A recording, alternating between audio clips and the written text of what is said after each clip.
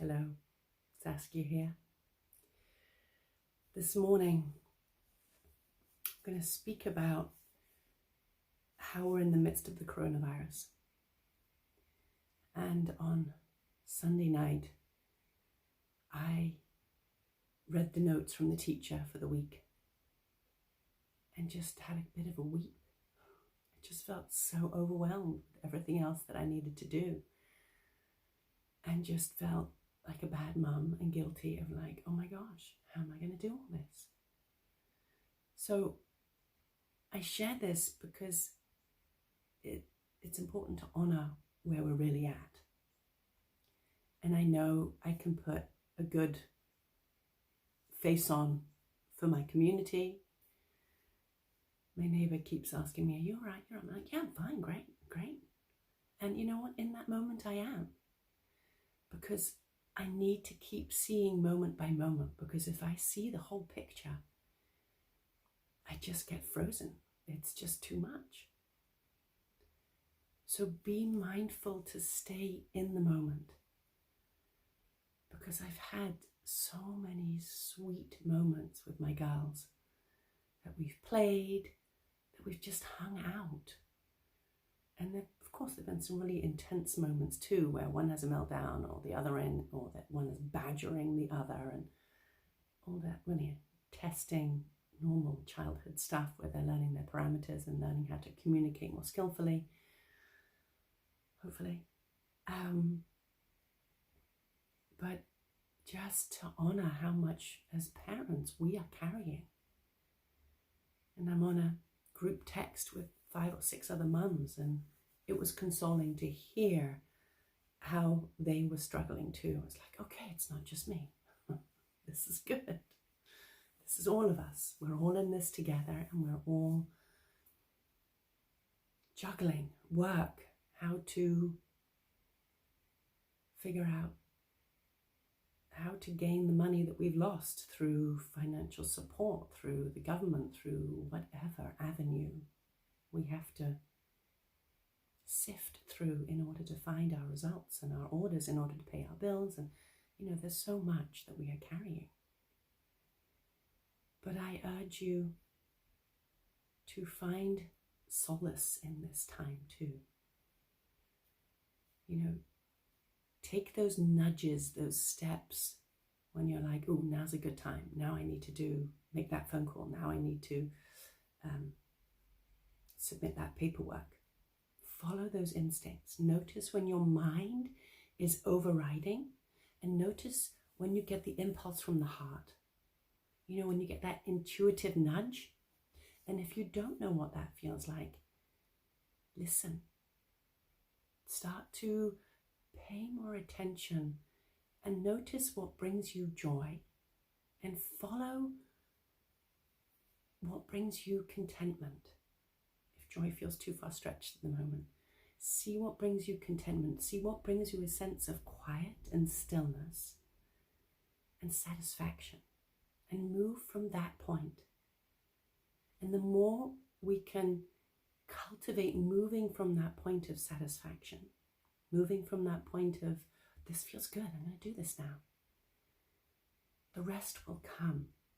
And that is one of the silver linings of this time where we're quarantined. If you are quarantined, for those of you who are quarantined at home and can take this respite from the chaos of life, take this time to reevaluate, realign with yourself. So watch out that if this time begins to agitate you, of like, I'm stuck in the house, all I want to do is check out and watch TV,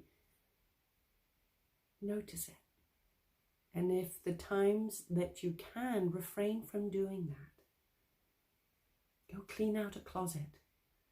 We've been purging. We even swapped bedrooms, and we've given this fresh energy into my room, into the girls' room, and it feels so good. And they get to have a part in reorganizing and strategizing what goes there and why. And so that in and of itself is a schooling, is a lesson. Why would this go here? Does it create better space? Does it create better flow? How does it feel? these things are important, and these things they're teaching in themselves and learning, also through my guidance.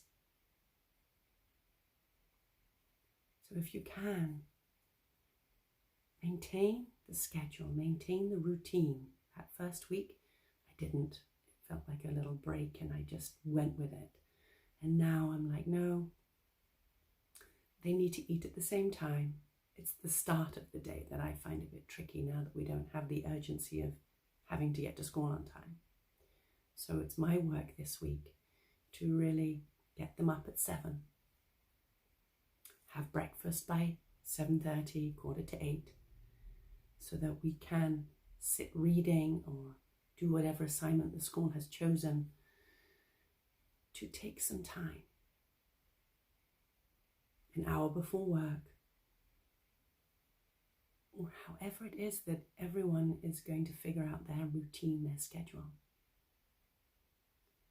But notice if there's a softness here. Try to keep a softness from the heart center.